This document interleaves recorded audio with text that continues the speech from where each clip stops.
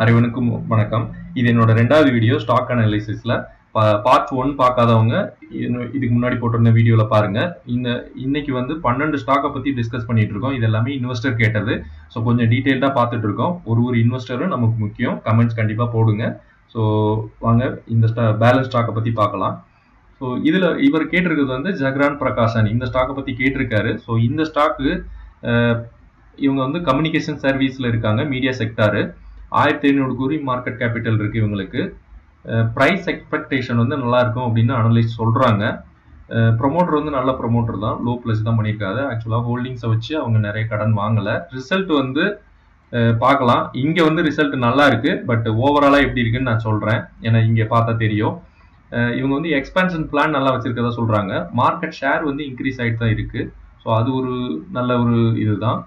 அதுக்கப்புறம் இவங்களோட mutual fund holding okay அது வந்து டிக்ரீஸ் ஆகிட்டு இருக்கு. ஸோ அது வந்து பெரிய நெகட்டிவ். மியூச்சுவல் ஃபண்ட் ஹோல்டிங் இப்போ இருக்க எல்லா ஸ்டாக்குமே காப்பாற்றி விடுறது மியூச்சுவல் ஃபண்ட் மட்டும்தான். ஏன்னா ஒரு பக்கம் ப்ரமோட்டர் செல் பண்ணுறாங்க, எல்லா ஸ்டாக்கை பற்றி சொல்கிறாங்க ஜென்ரலாக. ஒரு பக்கம் ப்ரமோட்டர் செல் பண்ணுறாங்க, இன்னொரு பக்கம் எஃப்ஐ செல் பண்ணுறாங்க. எல்லாத்தையும் வாங்குறது மியூச்சுவல் ஃபண்ட் தான். பட் இந்த ஸ்டாக்கில் மியூச்சுவல் ஃபண்ட் வந்து எக்ஸிட் ஆகிட்டு இருக்காங்க. அதை வந்து ரீட்டைல் ஹோல்டர்ஸ் வந்து வாங்கிட்டு இருக்காங்க. ஸோ ஒரு கம்பெனியில் வந்து மியூச்சுவல் ஃபண்ட் இன்க்ரீஸ் ஆனால் நல்லது, டிக்ரீஸ் ஆனால் கெட்டது. அது மாதிரி ரீட்டைல் ஹோல்டிங் வந்து இன்க்ரீஸ் ஆனால் கெட்டது, டிக்ரீஸ் ஆனால் நல்லது. ஸோ இதுதான் இப்படி ஆப்போசிட்ல இந்த கம்பெனியில் நடந்துகிட்டு இருக்கு. ஸோ இது வந்து எனக்கு மெயினாக கன்சர்னாக இருக்கு. அதுக்கப்புறம் இவங்களோட மார்க்கெட் கேபிட்டல், இவங்களோட இண்டஸ்ட்ரி ரெவன்யூ க்ரோத்துமே கம்மியாக இருக்குன்னு தான் சொல்றாங்க அனலிஸ்ட். இவங்களோட மார்க்கெட் கேபிட்டல் நான் வந்து 10,000 கோடிக்கு மேலே இருந்தால் தான் நான் அந்த மாதிரி ஸ்டாக்ல தான் இன்வெஸ்ட் பண்ணிட்டு இருக்கேன். எல்லாமே க்ரோத் ஸ்டாக்கு. இவங்க வந்து 1500 கோடி தான் மார்க்கெட் கேபிட்டல் இருக்கு. ஸோ நீங்க பாத்துக்குங்க. ஆனா இவங்க வந்து பிஇ ரேஷியோ பாருங்க 9.95, இங்க 10.66. ஆக்சுவலா இண்டஸ்ட்ரி பிஇ 10.6, அதோட கம்மியா தான் ஸ்டாக் பிஇ இருக்கு. இண்டஸ்ட்ரி பிஇயோட கம்மியா இருந்தா நல்ல வேல்யூஷன் சொல்லுவாங்க. அது மாதிரி இன்ட்ரெஸ்டிங் வேல்யூ கரண்ட் பிரைஸ் அதோட அதே ரேஞ்சில் இருந்தாலும் நல்ல வேல்யூஷன் தான். ஆக்சுவலா ஸ்டாக் பிஇ வந்து எப்படி பார்க்கணும் அப்படிங்கிறதுக்காக செப்பரேட் வீடியோ போட்டிருக்கேன், டெஸ்கிரிப்ஷன்ல கொடுத்துருக்கேன். ஆக்சுவலா ஒரு செக்டாருக்கும் ஒரு பிஇ ரேஷியோ இருக்கு. ஆக்சுவலா 25க்கு கீழே பிஇ ரேஷியோ இருந்தால் நல்ல பிஇ ரேஷியோ அப்படின்னு சொல்லுவாங்க. அப்படி கிடையாது. ஒரு செக்டாருக்கும் ஒரு பிஇ ரேஷியோ இருக்கு. ஒரு செக்டார்லயும் நிறைய இண்டஸ்ட்ரி இருக்கு. அந்த இண்டஸ்ட்ரிக்கு ஒரு பிஇ ரேஷியோ இருக்கு. அந்த இண்டஸ்ட்ரிக்குள்ள ஒரு ஸ்டாக் இருக்கு. அது அந்த ஸ்டாக்குகள்லாம் செப்பரேட் பிஇ ரேஷியோ இருக்கு. ஸோ என்னோட ப்ரீவியஸ் வீடியோல இல்லைன்னா டெஸ்கிரிப்ஷன்ல பிஇ ரேஷியோ பத்தியே 2 வீடியோ போட்டிருக்கேன். டெஸ்கிரிப்ஷன்ல லிங்க் இருக்கு. அப்படி இல்லைன்னா கமெண்ட் செக்ஷன்ல வந்து பின் பண்ணி வச்சிருக்கேன். நீங்க பாருங்க. அதை பார்த்துட்டு நீங்க வாங்குங்க. எந்த ஸ்டாக்ல முதலீடு பண்ணாலும் பிஇ ரேஷியோ இம்பார்ட்டன்ட் தான், வேல்யூவேஷன் பார்க்கணும். பட் க்ரோத் ஸ்டாக்லையும் அதை மாதிரி பார்த்து வாங்கலாம். உங்களுக்கு யூஸ்ஃபுல்லா இருக்குன்னா பாருங்க. ஆர்ஓசி வந்து இவங்க ரொம்ப கம்மியாக தான் இருக்கு. 15க்கு மேல இருந்தால் தான் நம்ம பார்த்துக்கிட்டு இருக்கோம் இப்போ வரைக்கும். ஸோ இதுவுமே 6.2 அந்த ரேஞ்சில் தான் இருக்கு. டெப்ட்டுக்குமே இவங்கள்ட்ட இருக்கு. சேல்ஸ் க்ரோத்துமே நல்லா அடி வாங்கியிருக்கு. ஸோ இவங்களோட காம்பவுண்ட் சேல்ஸ் க்ரோத்து ஃபுல்லாக நெகட்டிவ் தான். ஸோ இதெல்லாம் ரொம்ப கம்மி. ஸ்டாக் ப்ரைஸுமே நல்லா அடி வாங்கியிருக்கு. இந்த வருஷம் 25% கீழே விழுந்திருக்கு. பட் இவங்க வந்து இந்த ரேஞ்சில் இருந்து மேலே ஏற சான்ஸ் இருக்கு அப்படின்னு அனலிஸ்ட் சொல்றாங்க. ஸோ அது எந்த அளவுக்கு சாத்தியமாகும் தெரியல. இவங்களோட ரிசல்ட் போன லாஸ்ட் குவார்டர் ஜூனை கம்பேர் பண்ணும்போது பாசிட்டிவ்ல இருக்கு. ஸோ அதனாலதான் நான் இங்க வந்து குட் ரிசல்ட் சொன்னேன். பட் இது பத்தாது, இன்னும் நிறைய தான் கொடுக்கணும். காம்பவுண்ட் ப்ராஃபிட் குரோத் பாருங்க, அதுவுமே ஃபுல்லா அடி வாங்கியிருக்கு. 10 வருஷம் கம்பேர் பண்ணாலும் எல்லா இடத்துலயும் அடி வாங்கியிருக்கு. ஸோ இந்த ஸ்டாக் வந்து பாத்துங்க என்ன பண்ணலான்னு. இவங்களோட பிரைஸ் சார்ட் பாத்தீங்கன்னா, பிரைஸ் பாருங்க கொஞ்ச நாளா ஒரே ஒரு சப்போர்ட் லைன்ல இருக்கு. இதை விட்டு கீழேயும் போல மேலேயும் போல, யாரோ ஹெவியா வாங்கிட்டு இருக்காங்க. ஸோ பட் தெரியல அது நல்லதா கெட்டதான்னு தெரியல. ஸோ பொறுத்திருந்தான் பார்க்கணும்.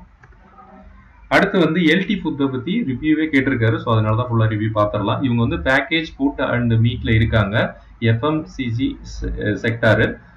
இவங்களோட ப்ரொமோட்டர் வந்து நல்ல ப்ரொமோட்டர் தான். ஹோல்டிங்ஸ் வந்து கடன் வாங்கல நிறைய. மார்க்கெட் ஷேர் வந்து இன்க்ரீஸ் ஆயிட்டு இருக்கு. இவங்களோட க்ரோத் போர்காஸ்ட் வந்து நல்லாவே இருக்கு. அதுக்கப்புறம் இவங்கள்ட்ட இருக்க இன்னொரு பாசிட்டிவ் என்னன்னா, இவங்க வந்து 45% வந்து அக்விசிஷன் பண்ணிட்டு இருக்காங்க கோல்டன் ஸ்டார் அப்படிங்கிற ஒரு கம்பெனி. ஓகே, ஸோ அது வந்து நல்ல முறையில் போயிட்டு இருக்கு சக்சஸா. அதுக்கப்புறம் இவங்களோட ஜியோகிராபிக்கல் ரெவென்யூ வந்து நல்லா இருக்கு அப்படின்னு சொல்றாங்க. ஸோ அது வந்து நல்லா இருக்கு. அதுக்கப்புறம் இவங்களோட இன்னோவேட்டிவ் ப்ராடக்ட் டெவலப்மெண்ட் அதுவுமே நல்லா போயிட்டு இருக்கு. ஆக்சுவலா இன்னோவேஷன் நிறைய பண்ணிட்டு, இன்னோவேஷன்னா இது எப்படி ஒவ்வொருத்தருக்கும் கொடுக்கறது, சேல் பண்றது, அந்த மாதிரி இதுல அவங்க ரிலேட்டடான பிசினஸ்ல இன்னோவேஷன் பண்ணிட்டு இருக்காங்க. ஸோ அது வந்து நல்லா இருக்கு. அதுக்கப்புறம் பிராண்ட் இன்வெஸ்ட்மெண்ட், ஆக்சுவலா இவங்க பிராண்டை வந்து இன்வெஸ்ட் பண்ணி கொஞ்சம் ஃபோக்கஸ் அதுல வந்து நிறைய ஃபோக்கஸ் பண்ணிட்டு இருக்காங்க. ஸோ இதுவுமே பாசிட்டிவா இருக்குன்னு இவங்க கமெண்ட்ல சொல்றாங்க. அதுக்கப்புறம் இது நெகட்டிவ், இது எல்லாமே பாசிட்டிவ். நெகட்டிவ்னு சொன்னா இவங்களோட ரெவென்யூ வந்து டிக்ளைன் ஆயிருக்கு. எதுலன்னு சொன்னா ready to heat and ready to cook. So இதுல வந்து இவங்க இது 2 செக்மெண்ட் இருக்கு. ஸோ இந்த செக்மெண்ட்ல வந்து இவங்களுக்கு ரெவென்யூ டிக்ளைன் ஆயிருக்கு அப்படின்னு சொல்றாங்க. ஆர்டிஹெச் ஆர்டிசின்னு சொல்றாங்க. அதுக்கப்புறம் மார்க்கெட் எக்ஸ்பென்ஷன்ல இவங்க மார்க்கெட் எக்ஸ்பென்ஷன் பண்ண ட்ரை பண்றாங்க. அதுல நிறைய பிரச்சனைகள் இருக்குன்னு நினைக்கிறேன். அதுல சேலஞ்ச் இருக்கு இவங்களுக்கு. அதுக்கப்புறம் இவங்களோட ப்ரைஸ் ஃபோர்காஸ்ட் வந்து கம்மியாக தான் இருக்கு. ஸோ இது ஒரு பிரச்சனை தான். ஃபோர்காஸ்ட் அனலிஸ்ட் யாருமே பெருசாக போகும் அப்படின்னு சொல்லலை. அதுக்கப்புறம் இவங்களோட கிராஸ் மார்ஜின் வந்து டிக்ளைன் ஆயிருக்குன்னு சொல்றாங்க. ஸோ இதெல்லாம் இது வந்து நான் வந்து நெட்ல இருந்து எடுத்த டேட்டா. இவங்களோட மார்க்கெட் கேபிட்டல்னு பார்த்தீங்கன்னா 14,000 கோடி மார்க்கெட் கேபிட்டல் இருக்கு. கரண்ட் ப்ரைஸ் வந்து 432. இன்ட்ரெஸ்டிங் வேல்யூ ஸோ இதை விட இது அதிகமாக தான் இருக்கு. கொஞ்சம் ஹையர் வேல்யூவேஷன் தான். ஸ்டாக் பிஇ வந்து 24 இருக்கு. இண்டஸ்ட்ரி பிஇ 20 இருக்கு. ஸோ இதுவுமே சின்னதாக ஓகே, இது சின்னதாக ஒரு ஹையர் வேல்யூஷனில் இருக்குது, அவ்வளோதான். இவங்களோட ஆர்ஓசி ஆர்ஓஇ 15க்கு மேலே இருக்குது, நல்லது தான். டெப்ட் இவங்கள்ட்ட இருக்குங்க 1,200 கோடி. ஸோ இது கொஞ்சம் அதிகமாக தெரியுது. ஏன்னா 14,000 கோடி மார்க்கெட் ஓகே, பார்க்கலாம் இது என்ன ப்ரைஸ் எப்படி மூவ் ஆயிருக்குன்னு பார்த்து சொல்லலாம். சேல்ஸ் க்ரோத் வந்து 16% வந்து 5 வருஷத்தில் போயிருக்கு. 1 இயர்லையுமே 12.5% போயிருக்கு. இவங்களோட ரிசல்ட் வந்து நல்லாவே கொடுத்துருக்காங்க. சேல்ஸ் வந்து 19%, நெட் ப்ராஃபிட் வந்து 10% போயிருக்கு. ஸ்டாக் பிரைஸ் வந்து நல்லாவே மூவ் ஆயிருக்கு, நல்ல க்ரோத்தில் இருக்கு. 5 இயர்ஸ் பார்த்தாலும் 50%, 3 இயர்ஸ்ல 66%. இது நல்ல கம்பெனி தான். மீன்ஸ் பிரைஸ் வைஸ் பார்த்தாலும் சேல்ஸ் வைஸ் பார்த்தாலுமே நல்லா தான் இருக்கு. ஆக்சுவலா ஆல்மோஸ்ட் இந்த மாதிரியாச்சும் இருக்கணும்னு நான் ஃபீல் பண்றேன். இவங்களோட சார்ட் பார்க்கணும்னா சார்ட் ஆல்மோஸ்ட் இவங்க வந்து 200 100 மூவிங் ஆவரேஜ்ல இருக்காங்க. ஸோ இது ஆல்ரெடி ஹைல தான் இருக்கு. கீழே வரணும்னா நம்ம லைன் போட்டுக்கலாம். 340 அந்த மாதிரி வந்துச்சுன்னா நல்லா இருக்கும்னு நினைக்கிறேன். அடுத்து வந்து நாட்கோ ஃபார்மா. இந்த கம்பெனி வந்து மார்க்கெட் கேபிட்டல் வந்து இவங்க வந்து ஃபார்மா செக்டர்ல இருக்காங்க. இவங்க வந்து மார்க்கெட் கேபிட்டல் 15,000 கோடி. கரண்ட் ப்ரைஸ் வந்து 865 இருக்கு. இன்ட்ரெஸ்டிங் வேல்யூ ரொம்ப அதிகமா, ஆமா இன்ட்ரெஸ்டிங் வேல்யூ அதிகமா இருக்கு, பிரைஸ் வந்து கம்மியா இருக்கு. ஸோ இது வந்து undervalued stock. Stock PE வந்து 9.3, இண்டஸ்ட்ரி பிஇ வந்து ரீசெண்ட் டைம்ல இது வந்து ரொம்ப கீழே விழுந்தது. அதை சார்ட்ல பார்த்தா தெரியும். இண்டஸ்ட்ரி பிஇயோட ஸ்டாக் பிஇ இது ரொம்ப வேல்யூஷன்ல மீன்ஸ் அண்டர் வேல்யூடு அப்படின்னு சொல்லுவாங்க. இந்த மாதிரி இருந்தா ஆர்ஓசி வந்து 32 இருக்கு. இது நல்ல க்ரோத்ல இருந்த ஒரு கம்பெனி. ஸோ அதனால இதெல்லாம் அதிகமா இருக்கு. டெப்ட் கம்மியா தான் இருக்கு. சேல்ஸ் க்ரோத்துமே அதிகமாக தான் இருக்கு. பாருங்க சேல்ஸ் க்ரோத் இந்த வருஷத்துல 4.4 இருக்கு. ஸோ இது மட்டும் கொஞ்சம் கம்மின்னு நினைக்கிறேன். இவங்களோட ரிசல்ட் பார்க்கணும்னா சேல்ஸ் வந்து -2% நெகட்டிவ்ல இருந்திருக்கு இந்த குவார்டர் ரிசல்ட்ல. நெட் ப்ராஃபிட்டுமே நல்லா அடி வாங்கியிருக்கு 28%. ஸோ இது வந்து நிறைய எக்ஸிட் ஆனதுனால இவங்கள்ட்ட ப்ரைஸ் சார்ட் ஸ்டாக் ப்ரைஸ் வந்து எவ்வளவு தூரம் சிஏஜிஆர் பார்த்தோம்னா 1 இயர்ல வந்து 44% கீழே விழுந்திருக்கு. ஸோ இது வந்து பெரிய அடி இந்த கம்பெனிக்கு. ஆக்சுவலாக ரீசெண்ட் டைம்ல ஒரு நியூஸ் வந்தது, எல்லாருக்குமே தெரியும். கீழே விழுந்தது இந்த கம்பெனி தான் மெயினா. இவங்க காம்பவுண்ட் சேல்ஸ் க்ரோத்துமே நல்லா தான் இருக்கு, மாடரேட்டா தான் இருக்கு. ஸோ இந்த வருஷம் மட்டும் கொஞ்சம் கம்மியா இருக்கு. இவங்கள்ட்ட இருக்க பிரச்சனை பாசிட்டிவ் என்னன்னு பார்த்துடலாம். லோ பிளஸ்ட் ப்ரொமோட்டர், நல்ல ப்ரொமோட்டர், கடன் அதிகமாக வாங்கல, இன்க்ரீஸ் மார்க்கெட் ஷேர், நல்ல ரிட்டர்ன் எக்ஸ்பெக்ட் பண்ணலாம் ப்ரைஸ்ல அப்படின்னு சொல்றாங்க நிறைய அனலிஸ்ட். அதுக்கப்புறம் இவங்க வந்து அக்வசிஷன் பண்றாங்க 35.75%. அட்காக் இன்கிராம் அப்படின்னு ஒரு இதுல ஒரு கம்பெனில. அதுக்கப்புறம் இவங்க வந்து மார்க்கெட் எக்ஸ்பான்ஷன் வந்து நல்லா இருக்கு அப்படின்னு சொல்றாங்க.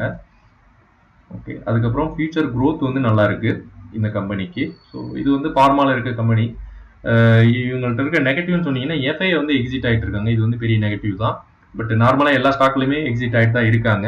அதுக்கப்புறம் ரீட்டைல் ஹோல்டிங் வந்து இதுவும் அதே மாதிரி தான், முன்னாடி பார்த்த கம்பெனி மாதிரி தான். ஆக்சுவலாக எஃப்ஐஐ விற்கிறாங்க, ரீட்டைல் ஹோல்டிங் வாங்குறாங்க. ரீட்டைல் ஹோல்டிங் கம்மியானா மட்டும்தான் அந்த ஸ்டாக்குக்கு ஹெல்த் நல்லா இருக்கும். அதுக்கப்புறம் இவங்களோட ரெவென்யூ ஃபோர்காஸ்ட் வந்து கம்மியா இருக்கு அப்படின்னு சொல்றாங்க. அதுக்கப்புறம் இவங்கள்ட்ட வந்து ஒரு சின்ன பிரச்சனை இருக்கு பிசினஸ் செக்மெண்ட்ஸ்ல. Need for clarity business segment சொல்றாங்க. அது என்னன்னா branded product compared in hospital and critical care segments. அதுல வந்து கிளாரிட்டி இல்லை அப்படின்னு சொல்றாங்க. அதுல என்ன பெர்ஃபார்மன்ஸ் நல்லா பண்ணுது, நல்லா என்ன பண்ணல அப்படின்னு. ஸோ இந்த 2 செக்மெண்ட், அதாவது கிரிட்டிக்கல் கேர் செக்மெண்ட், அதுக்கப்புறம் ஹாஸ்பிட்டல். ஸோ இது 2ல வந்து பெர்ஃபார்மன்ஸ் எது பண்ணுது அப்படின்னு இவங்க கிளாரிட்டி கொடுக்கல. அது ஒரு பிரச்சனையா இந்த கம்பெனில போயிட்டு இருக்குன்னு சொல்றாங்க. ஸோ இது கம்பெனிக்குள்ள உள்ள ஒரு மீன்ஸ் கம்பெனிக்கு உள்ள இருக்க ஒரு பிரச்சனை. வாங்க இதோட சார்ட் பார்த்துடலாம். பாருங்க, நான் அதான் சொன்னேன், இந்த சார்ட்டை பார்த்தேன். 1300 800 வந்திருக்கு. ஸோ இது ஒரு சப்போர்ட் லைனா இருக்கு 800. ஸோ இது வந்து பிரேக் அவுட் கொடுக்கணும்னா 1200 மேல 1000 இந்த ரேஞ்சுக்கு போகணும். 1000க்கு மேல போனாதான் ஒரு நல்ல பிரேக் அவுட்டா இருக்கும். பார்க்கலாம் இது எப்படி வரும் நாட்களில் ட்ரேட் ஆகும்னா. வச்சிருந்தீங்கன்னா ஆவரேஜ் பண்ணி தான் ஆகணும், வேற ஆப்ஷனே இல்லை. நல்ல பாட்டம்ல எடுக்குது. அதுக்கப்புறம் டாக்டர் ரெட்டி வந்து நல்ல ஒரு company. Large cap sector. Stock P வந்து 18.8 இருக்கு, இண்டஸ்ட்ரி பி வந்து 32 இருக்கு. ஸோ இது வந்து அண்டர் வேல்யூடு தான். எகெயின் இவங்களோட கரண்ட் ப்ரைஸ் வந்து 1200 இருக்கு, 1280. ஸோ இதுவுமே ஆல்மோஸ்ட் ஓகே தான். ஏன்னா இந்த இன்ட்ரெஸ்டிங் வேல்யூவும் கரண்ட் ப்ரைஸும் சேமாக தான் இருக்கு. ஆர்ஓசி 22 இவங்கெல்லாம் ப்ராப்பராக மேனேஜ் பண்றாங்க. பட் இந்த கம்பெனிலையும் கொஞ்சம் பிரச்சனைகள் இருக்கு, அதை பார்த்துடலாம். டெப்ட் வந்து உங்களுக்கு 4000 கோடி, இது பரவாயில்ல தான். ஏன்னா 1 லட்சம் கோடி மார்க்கெட் கேபிட்டல் இருக்கிற ஒரு கம்பெனிக்கு. இவங்களோட சேல்ஸ் ரிசல்ட் வந்து இந்த குவார்டர் ரிசல்ட் வந்து சேல்ஸ் வந்து 11% இன்க்ரீஸ் ஆயிருக்கு, நெட் ப்ராஃபிட்டுமே 2% இன்க்ரீஸ் ஆயிருக்கு. ஸோ இதுவுமே நல்ல ஒரு பர்சன்டேஜ் தான். பட் பிரைஸ் மட்டும் 1 இயர்ல வந்து -9% டிக்ளைன் ஆயிருக்கு. ஸோ சேல்ஸ் growth இது மாடரேட்டாக தான் இருக்கு, ஓகே தான். ஸ்டாக் ப்ரைஸுமே இங்கே பாருங்க, இதெல்லாம் வந்து நம்ம எஃப்டிக்கு ஈக்குவலாக தான் கொடுக்குறாங்க. 5 வருஷத்துல 8% தான் கொடுக்குறாங்க இது ப்ரைஸ் மூவ்மெண்ட். ஸோ க்ரோத், அதுக்கு தான் நான் வந்து க்ரோத் ஸ்டாக்ல இன்வெஸ்ட் பண்ணுவேன். பட் இவங்க டிவிடெண்ட் அந்த அளவுக்கு கொடுக்கல. பட் ஓகே, நிறைய பேர் இந்த ஸ்டாக்கை விரும்புறாங்க, அவங்க இஷ்டம். ஸோ இந்த ஸ்டாக்கை பத்தி சொல்லணும்னா இதுல இருக்க பாசிட்டிவ்னா நல்ல பெர்ஃபார்மன்ஸ் இருக்கு அப்படின்னு சொல்றாங்க. ஓகே, அதுக்கப்புறம் கன்சியூமர் ஹெல்த் கேர், அதுல வந்து நல்ல growth இருக்கு. அதுக்கப்புறம் 13 நியூ ஜெனரிக் ப்ராடக்ட்ஸ் வந்து யூரோப்ல வந்து லான்ச் பண்ணியிருக்காங்க. ஸோ அது வந்து நல்ல ஒரு பெஸ்ட் பெர்ஃபார்மன்ஸ் அப்படின்னு சொல்றாங்க. அதுக்கப்புறம் ஃபியூச்சர் growth வந்து பொட்டன்ஷியலாகவே நல்லா இருக்கு. இதுல இருக்க நெகட்டிவ்னு சொன்னீங்கன்னா ரெவன்யூவும் ப்ராஃபிட் மார்ஜினும் டிக்ளைன் ஆயிருக்கு. அதுக்கப்புறம் நார்த் அமெரிக்கா ஜெனரிக் பிஸ்னஸ் அங்க வந்து ரெவன்யூ டிக்ளைன் ஆயிருக்கு அப்படின்னு சொல்றாங்க. அதுக்கப்புறம் ஆர்என்டி அதுலேயுமே டிக்ளைன் ஆயிருக்கு, இயர் ஆன் இயர் 14% டிக்ளைன் ஆயிருக்குன்னு சொல்றாங்க. அதுக்கப்புறம் uncertainty future for key products like Revlimid. So இது ஒரு மெடிசின் நினைக்கிறேன், எனக்கு கிளியராக தெரியல, நெட்ல இருந்து எடுத்தது. ஸோ இதில் ஒரு சின்ன பிரச்சனை இருக்கு, அன்சர்டன் ஃபியூச்சர் growth இருக்குமா அப்படின்னு ஒரு கன்சர்ன் இருக்கு. அதுக்கப்புறம் பிசாய் செக்மெண்ட் அதுலேயுமே மார்ஜின் வந்து டிக்ளைன் ஆயிருக்கு. இவங்களுக்கு கொஞ்சம் பிரச்சனைகள் இருக்கு, பாசிட்டிவும் நிறைய இருக்கு. ஸோ இதை பார்த்துட்டு நீங்கள் முதலீடு பண்ணுங்க. நான் வந்து இதில் முதலீடு பண்ண மாட்டேன். நமக்கு வேற ஹெல்த் கேரில் நிறைய செக்டார் நான் வந்து 2-3 வீடியோலே சொல்லியிருக்கேன். இது வந்து நார்மலான ஒரு கம்பெனி, அதாவது நார்மல் தான், சேஃபான ஒரு கம்பெனி அப்படி சொல்லிக்கலாம். ஏன்னா இது டாக்டர் ரெட்டி மார்க்கெட் கேபிட்டல் வச்சா இது ஒரு பெரிய ஒரு கம்பெனி. ஸோ growth மாடரேட்டாக தான் இருக்கும், நிறைய பேர் இன்வெஸ்ட் பண்ணி இருக்கிறதுனால. இது பார்த்தீங்கன்னா நமக்கு வந்து வரணும்னா 1100 அந்த ரேஞ்ச் வந்தால் தான் நல்ல ஒரு ரேஞ்சாக இருக்கு. ஆல்ரெடி மேலே தான் இருக்கு. ஸோ இப்போதைக்கு வச்சிருந்தீங்கன்னா ஆவரேஜ் பண்ணலாம். அதுவுமே ஆவரேஜ் பண்ணுறதுக்குமே கொஞ்சம் மேலே தான் இருக்குது, கொஞ்சம் கீழே வந்து ஆவரேஜ் பண்ணலாம்.